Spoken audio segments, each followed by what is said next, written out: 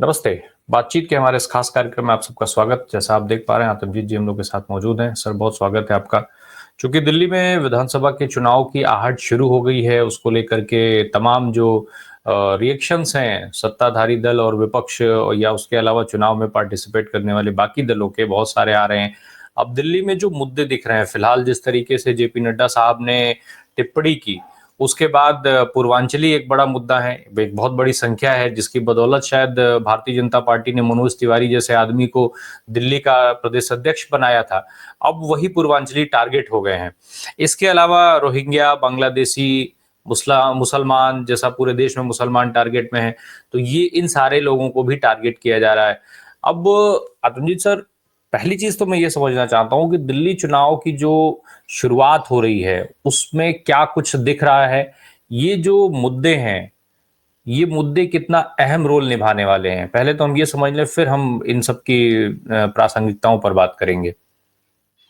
देखिए, आपके बिल्कुल पीछे भारत के संविधान की प्रतिलिपि लगी हुई है, तो मैं भारत के संविधान से ही इसकी शुरुआत करता हूं। भारत के संविधान आर्टिकल 14 में freedom of expression, freedom to protest, freedom to choose the party जिसको आप वोट करना चाहें, आपको वोट देने की आजादी है, आपको फ्रीडम ऑफ एक्सप्रेशन में अपनी बात कहने की आजादी है और आपको प्रोटेस्ट करने की आजादी है। ये संविधान के नियम बाबा साहब अंबेडकर ने 1950 के दिए हुए हैं। अब आपके गुरु गोवलकर आरएसएस के हैं, वो क्या कहते हैं? वो कहते हैं अंबेडकर साहब के पास जाके, भाई मराठाओं को रोकना है, पेशवाओं की सत्ता होनी चाहिए। तो वो कहते हैं अंबेडकर साहब गुरु गोवलकर को कि ये जहरीला पेड़ जो आपके यहाँ आरएसएस का नागपुर की शाखा में लगा हुआ है, मेरा उससे कोई लेन देन नहीं। आप देश को बांटकर सांप्रदायिकता के आधार पर बांटो राज करो, आपने अंग्रेजों से सीखा, आपने मुगलों से सीखा। अब भारत के संविधान में समानता और समतावादी सोच के तहत कार्य होंगे, सबको बराबरी का हक मिलेगा, सबको इक्वल अपॉर्चुनिटी मिलेगी, चाहे वो एजुकेशन हो, चाहे वो हेल्थ बेनिफिट्स हो, चाहे वो रोजगार हो। और सदियों से चले आ रहे वंचित समाज के लोगों पर जो अत्याचार हो रहा है, उस अत्याचार को रोका जाएगा। संविधान के नियम, अनुच्छेद सबको प्रोटेक्ट करेंगे। फिर संविधान के नियमों की अमेंडमेंट जिसकी बात भारतीय जनता पार्टी करती है, वो भारतीय जनता पार्टी को यह समझना चाहिए कि वो अमेंडमेंट्स एजुकेशन के क्षेत्र में, हेल्थ के क्षेत्र में जवाहरलाल नेहरू जी ने की थी और अपना law minister B R Ambedkar साहब को बनाया था। इनके लोग कहते हैं कि बी आर अम्बेडकर को मुंबई में इलेक्शन हरवा दिया, उनको पार्लियामेंट में नहीं आने दिया। तो उन दर्शकों को मैं बता दूं कि 1950 में जवाहरलाल नेहरू ने अपनी सरकार में अम्बेडकर साहब को कॉन्स्टिट्यूशन की जिम्मेदारी दी थी और उन्होंने कहा था कि कॉन्स्टिट्यूशन की जिम्मेदारी इस आदमी से बेहतर कोई इस देश में नहीं है जो बाबा साहब से बेहतर देश की फैब्रिक स्ट्रक्चर को समझ सकता है। अब मैं आपकी बात आता हूं दिल्ली पर। ये इंट्रोडक्शन देना इसलिए जरूरी था कि जो तमाम मामले हैं ये सब संविधान से जुड़े हुए हैं। बिल्कुल, बिल्कुल। अभी जेपी नड्डा साहब ने एक रिमार्क दिया एक स्पेसिफिक कम्युनिटी पर पार्लियामेंट में। तो ये गुरु गोवलकर जो आरएसएस के सबसे बड़े गुरु हैं, भीष्म पितामह हैं आरएसएस के आज के, जिनका तप प्रधानमंत्री मोदी ने भी किया और आरएसएस के सब कार्यकर्ताओं ने किया। भारतीय जनता पार्टी का अल्मा मैटर आरएसएस से ही आता है, तो विचारधारा वही है, सोच वही है। हालांकि मोहन भागवत के बयान अलग से आते हैं, पर उन बयानों में भी कुछ मतलब होता है, क्योंकि परखल में जब मथुरा में कैंप लगा था 10 दिन का, तो योगी महाराज मंगलवार दूसरे दिन मिलने गए थे मोहन भागवत जी को। उसके बाद क्या हुआ, 9 विधानसभाओं के इलेक्शन में एक स्पेसिफिक कम्युनिटी को टारगेट किया गया, उनको बूथों तक नहीं जाने दिया गया, उनकी आइडेंटिटी, उनके पहचान पत्र पुलिस प्रशासन और पैरामिलिट्री फोर्सेस ने चेक किए और उनके मताधिकार का, वोट का इस्तेमाल जो संविधान के तहत दिया जाता है, उस संविधान की उपेक्षा की, उसको तोड़ा मरोड़ा और 9 विधानसभाओं में 7 विधानसभाओं में जीत हासिल की। कुंद्रकी जिसमें 1,65,000 मुस्लिम मतदाता हैं, उसमें भी 1 लाख से ज्यादा वोटों से भारतीय जनता पार्टी जीत कर आती है। अब ये जो टारगेट इन्होंने किया, और दिल्ली बीजेपी के प्रेसिडेंट वीरेंद्र सचदेवा क्या कहते हैं, उत्तर प्रदेश, बिहार, हरियाणा के लोग आकर दिल्ली में बस गए हैं और वो भूले नहीं हैं कि केजरीवाल ने दिल्ली के बॉर्डरों में स्कूल और हॉस्पिटलों में एडमिशन दी हरियाणा के लोगों को, पंजाब के लोगों को। स्टेट से स्टेट को लड़ाते हैं, दिल्ली से हरियाणा को लड़ाते हैं, हरियाणा से पंजाब को लड़ाते हैं। भारतीय जनता पार्टी की फजीयत तब हुई जब पंजाब के किसान दिल्ली की तरफ चले और हरियाणा के किसानों ने, हरियाणा के लोगों ने उनकी मदद की। नहीं तो हरियाणा पंजाब की लड़ाई तो जग जाहिर है, वाईएसएल को लेकर, पानी को लेकर, सतलज के कनाल को लेकर, तमाम तरीके से राजनीतिक मतभेद पैदा करके हरियाणा और पंजाब के बीच में खाई बांटने का काम विभिन्न सरकारों ने किया। भारतीय जनता पार्टी कोई अलग नहीं। अब दिल्ली की बात करें तो 2 दिन पहले भारतीय जनता पार्टी के प्रेसिडेंट जेपी नड्डा साहब पूर्वांचलियों के बारे में एक बयान देते हैं। वो कहते हैं कि जो पूर्वांचली हैं दिल्ली में बसे हुए, वो रोहिंग्या के समान है। पूर्वांचली क्या इस देश के नागरिक नहीं है? रोहिंग्यास तो बांग्लादेश के हैं, शरण लेना चाहते हैं, और भारत ने पिछले 70 साल में सबको शरण दी, चाहे तिब्बत के दलाई लामा हो, चाहे शोषित समाज के तमिल हो, श्रीलंका से जो तमिल हमारे भाई हैं। हमारे प्रधानमंत्री राजीव गांधी जी ने पीस कीपिंग फोर्स भेजी थी, इंडिया पीस कीपिंग फोर्स भेजी थी। तमिल टाइगर्स का उस समय वर्चस्व था श्रीलंका में। ये सब देश की संप्रभुता, देश के अखंडता, देश की डेमोक्रेसी, देश के सेक्युलर स्ट्रक्चर को बताने। जी, ये जो जेपी नड्डा का बयान है, क्या जब मनोज तिवारी को अध्यक्ष बनाया जाता है कि आप पूरा बिहार और पूर्वी उत्तर प्रदेश के जो लोग हैं उनको कनेक्ट करिए, भाजपा के लिए इकट्ठा करिए और ये सारी चीजें, तब जेपी नड्डा को ये लोग रोहिंग्या नहीं दिखते हैं? या फिर अब इनको ये दिख रहा है कि दिल्ली के विधानसभा चुनाव में ये सारे वोट जो है वो चले जाते हैं आम आदमी पार्टी को, तो मामला वोट बैंक वाला है? नहीं, ये मामला और गंभीर है। मैं उसी में आ रहा हूं। मामला गंभीर इसलिए है कि लोकसभा चुनाव 2019 और लोकसभा चुनाव 2024, अगर महाराष्ट्र का आप इलेक्शन देखें तो कुल मतदाताओं में 50 लाख का इजाफा होता है। 18 साल से ऊपर के लोग जो हैं वो मतदाता बन जाते हैं, वोटर आईडी कार्ड बन जाते हैं। कुछ माइग्रेशन होती है, कुछ लोग महाराष्ट्र से बाहर जाते हैं, बहुत सारे लोग महाराष्ट्र के भीतर भी आते हैं नौकरी, काम, धंधा करने।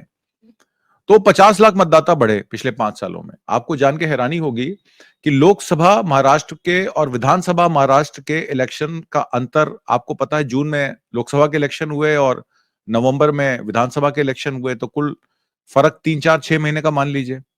ये 5 महीने के फर्क में 47 लाख वोटर बढ़ जाते हैं। 47 लाख वोटर बढ़ जाते हैं। लोकसभा और विधानसभा की गिनती की बात कर रहा हूं, इलेक्टोरल की। जो वन नेशन वन इलेक्शन में एक इलेक्टोरल रोल की बात करते हैं, एक चुनाव से दूसरे चुनाव में 47 लाख वोट बढ़ा देते हैं।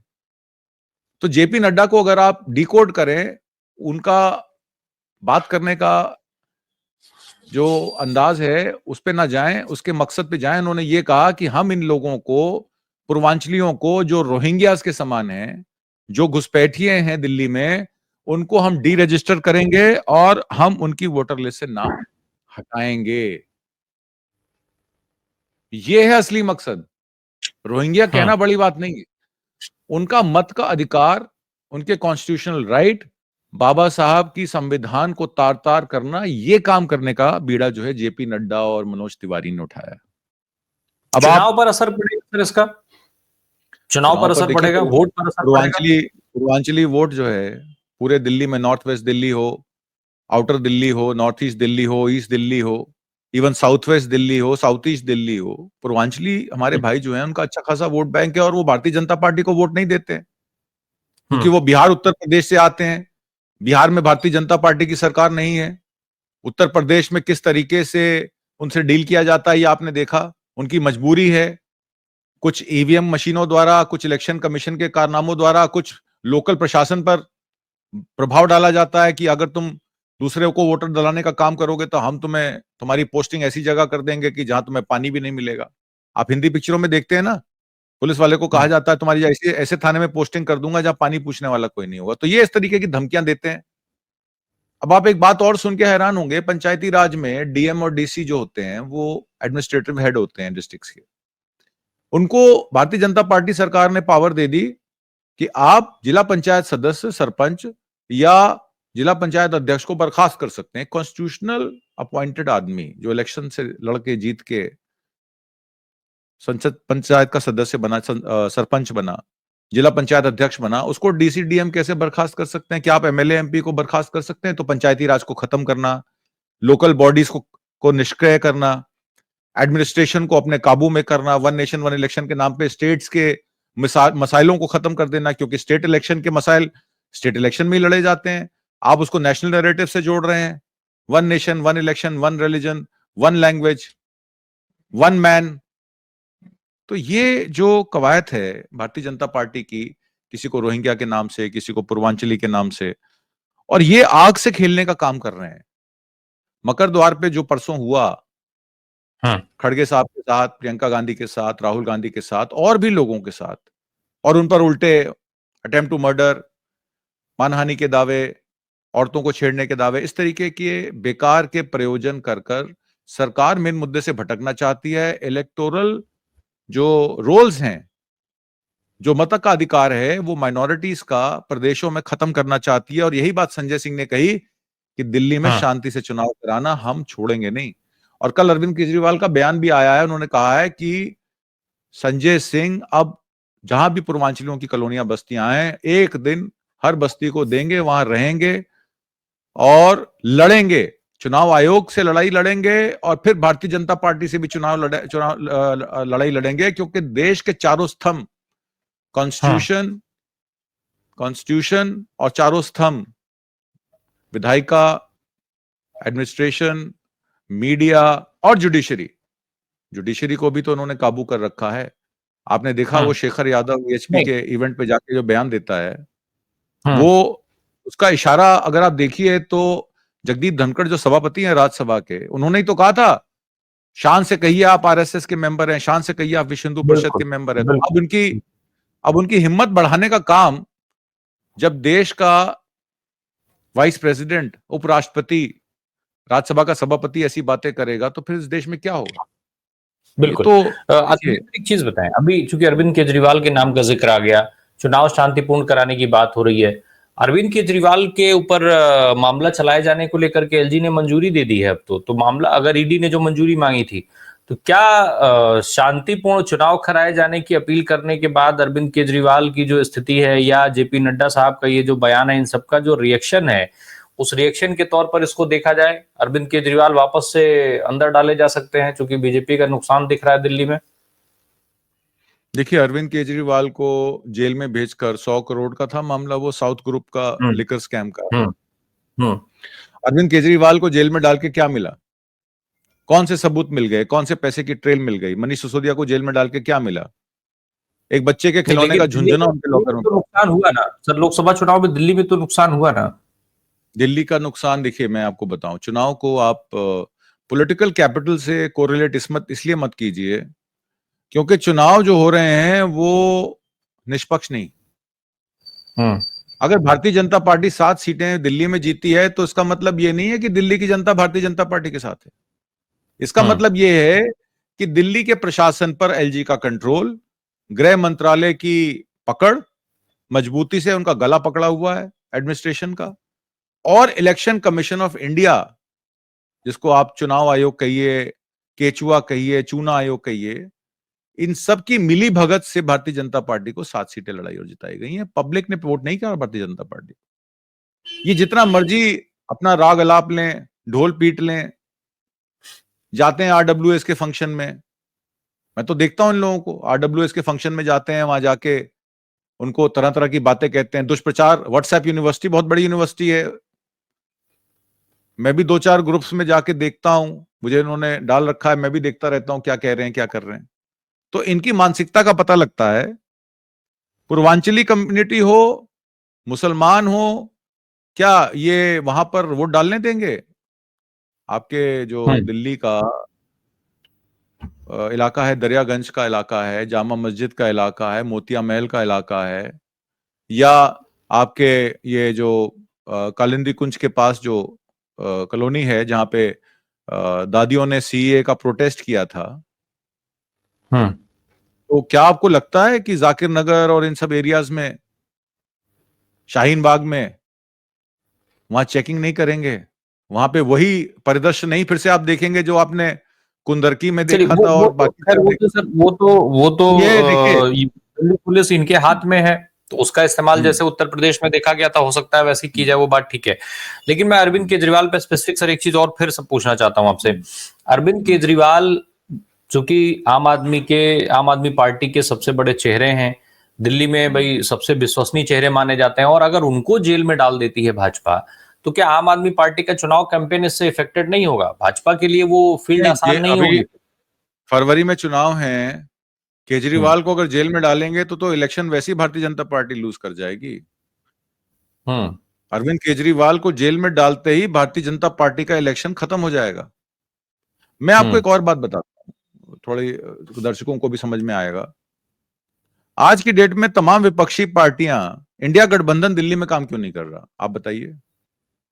आम आदमी पार्टी और कांग्रेस की पॉलिटिकल जो अलायंस थी, हरियाणा में पहले वो आहत हुई, जिस हम्म मर्जी वजह से हुई हो। 10 सीटें मांग रहे थे, 6% वोट ले गए, 0.5%, 0.8% वोट का फर्क था।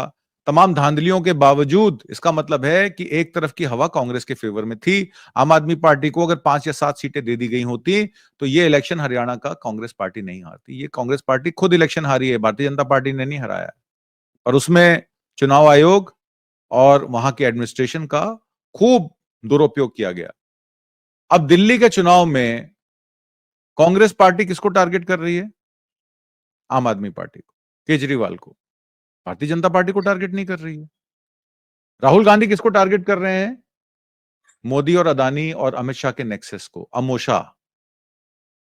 अदानी, मोदी और अमित शाह। ये जो अमोशा है, ये सबसे डेंजरस गेम खेलता है। ये सारी स्टेट्स में इलेक्शन चुनाव को रिग करवाता है। जो कम्युनिटी इनके हाथ में नहीं है, पावर में नहीं है, उनको डेमोनाइज करता है, उनके इलेक्टोरल रोल से वोटर लिस्ट से नाम निकालता है। और जो स्कीम्स हैं, जिनको रेवड़ी कहती है भारतीय जनता पार्टी की सरकार, अब आम आदमी पार्टी ने कहा कि हम 1,000 रुपए महिलाओं को सम्मान निधि दे रहे हैं, हम उसको 2,000 रुपए कर देंगे, इलेक्शन जीत के आएंगे। तो भारतीय जनता पार्टी को मिर्ची क्यों लग रही भाई? क्योंकि भारतीय जनता पार्टी को की इंटरफेरेंस इतनी ज्यादा है कि लैंड और पुलिस तो गृह मंत्रालय के पास है, सेंटर के पास है। पुलिस जो है दिल्ली की, वो गृह मंत्री को रिपोर्ट करती है, और लैंड राइट्स जो हैं वो एलजी के अंडर आते हैं। चीफ मिनिस्टर चाहे भी तो लैंड अलॉटमेंट नहीं कर सकता, किसी की ट्रांसफर पोस्टिंग नहीं करा सकता, किसी चपरासी को भी नहीं लगवा सकता। तो एलजी का बड़ा रोल आ जाता है यूटी ऑफ जम्मू कश्मीर, पुडुचेरी और दिल्ली में। तो संविधान के आर्टिकल 69 या 63 में कवर्ड आते हैं मेरे ख्याल से। तो अब आप ये बताइए कि जब लिमिटेड राइट्स हैं स्टेट्स के, और उसमें भी एलजी का इंटरफेरेंस है, उसके बावजूद अरविंद केजरीवाल 200 यूनिट बिजली फ्री देते हैं, 400 पे हाफ देते हैं, 20 किलो लीटर पानी देते हैं लोगों को। ये एक बहुत बड़ी चीज है दिल्ली के जनता के लिए, दिल्ली के लोगों के लिए। और मेडिकल फैसिलिटीज और एजुकेशन की फैसिलिटीज, वो जहां मोहल्ला क्लिनिक उन्होंने लगाई, एजुकेशन को प्रमोट किया। पर प्रॉब्लम क्या है, भारतीय जनता पार्टी को यह बर्दाश्त नहीं हो रहा है। और आपने देखा एलजी और केजरीवाल का स्टैंड ऑफ, जब दिल्ली की सरकार लेजिस्लेटिव असेंबली में बिल पास करती है अपॉइंटमेंट्स का, कि किसको अपॉइंट कर सकती है, किसको नहीं कर सकती, किसको ट्रांसफर कर सकती है, किसको नहीं कर सकती, तो सबसे बड़ी मिर्ची किसको लगती है? सेंटर की सरकार को लगती है। एलजी का तुरंत रेप्रिमांड आता है, आप नहीं कर सकते, ये आपकी विधानसभा को ये अख्तियार नहीं है, ये राइट्स नहीं है आपके पास। क्योंकि जिन राज्यों में भारतीय जनता पार्टी की सरकार नहीं है, उन राज्यों में आप गवर्नर्स का और लेफ्टिनेंट गवर्नर्स का रोल देख लीजिए। सतपाल मलिक ने तो कहा था ना कि भारतीय जनता पार्टी और आरएसएस के जो महाराष्ट्र के जो ऑब्जर्वर सर थे, या लेकिन जो ये सारे नियम तो पहले से बने हुए थे ना, भाजपा ने तो बनाया नहीं है। भारतीय एलजी जनता को जो पार्टी नियम अधिकार नहीं दिए बना गए रही। थे, अधिकारों को छोड़ दिया जाए तो बाकी अधिकार तो पहले से थे। भारतीय जनता पार्टी ने नियम नहीं बनाए, पर भारतीय जनता पार्टी ने नियम तोड़े। अधिकार क्षेत्र जो एलजी का होता है वो कोऑर्डिनेशन का होता है।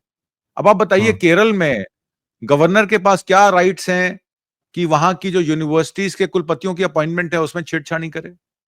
उनका काम है फाइलें अप्रूव करना। देखिए, संसद और विधानसभा बिल पास करती है, संशोधन करती है और उनको गवर्नर की अप्रूवल के लिए भेजती है। Governor and the president of the country on the advice of council of ministers, चाहे वो स्टेट हो या वो सेंटर हो, उसको उसकी बात माननी पड़ेगी अनलेस कॉन्स्टिट्यूशन के लिहाज से। देखो, गवर्नर और लेफ्टिनेंट गवर्नर जो होते हैं ना, वो कस्टोडियन होते हैं कॉन्स्टिट्यूशन के। आप एक बात को समझिए, उनका काम है कॉन्स्टिट्यूशन को प्रोटेक्ट करना। पर अगर आपका सेंट्रल गवर्नमेंट, जिसके गृह मंत्री, जिनके पार्टी अध्यक्ष जेपी नड्डा, अब शायद वो लीडर ऑफ हाउस भी बना दिए जाए, अभी तक तो leader of house Bharatiya Janata party का है नहीं, देश का प्रधानमंत्री, जब संसद की कार्यवाही में कॉन्स्टिट्यूशन को माने ही ना, तो गवर्नर और लेफ्टिनेंट गवर्नर्स तो फिर खुले सांड हो जाते हैं, तो कुछ भी कर सकते हैं। एक तो ये एक जो अंतिम मिसयूज ऑफिस का हो रहा है जी, हाँ, बोलिए बोलिए, पूरी करिए बात। जो मिसयूज ऑफिस का हो रहा है ना, ये मिसयूज कॉन्स्टिट्यूशन को ताक पे रख के हो रहा है। और राहुल गांधी जो कहते हैं ना, बिल्कुल ठीक कहते हैं कि अदानी को फायदा पहुंचाने में और मोदी को अपनी पॉलिटिकल कैपिटल बचाने के लिए कॉन्स्टिट्यूशन को रद्द भी करना पड़ा, उसको निष्क्रिय करना पड़ा, उसको नीचे से अंदर से खत्म भी करना पड़ा, तो वो दो बार सोचेंगे नहीं। बस एक अंतिम प्रश्न, 2 लाइन में जवाब चाहेंगे आपसे। दिल्ली पुलिस का क्या इस्तेमाल देख रहे हैं, दिल्ली पुलिस की क्या उपयोगिता देख रहे हैं आप दिल्ली के इस विधानसभा चुनाव में? बस 2 लाइन में प्लीज। दिल्ली तो माननीय अमित शाह जी के अंडर आती है, गृह मंत्री हैं। आपने वो गालिब का शेर सुना है, बना है शाह का मुहासिब, चले है त्राता, वरना इस शहर में गालिब की आबरू क्या है। गालिब दिल्ली के ही थे। उस समय भी एक शाह था जो बहादुर शाह जफर के साथ उनका वजीर था, और जब शाह चलता था तो उसके साथ फौजें चलती थी, सेना चलती थी। तो अब वही बात अमित शाह पर भी सिद्ध होती है। पुलिस उनके पास है, एडमिनिस्ट्रेशन उनके पास है, जो चाहे कर ले, पर जनता देख रही है। जी हाँ, जी जी जी जी, बहुत बहुत धन्यवाद आतिफ जी, बहुत बहुत धन्यवाद। आपकी एक लाइन में आपने पूरी उपयोगिता दिल्ली पुलिस की और पूरा उपयोग जो होने जा रहा है उसका ही एक तस्वीर बनाने का काम किया है। Thank you so much sir. Thank you.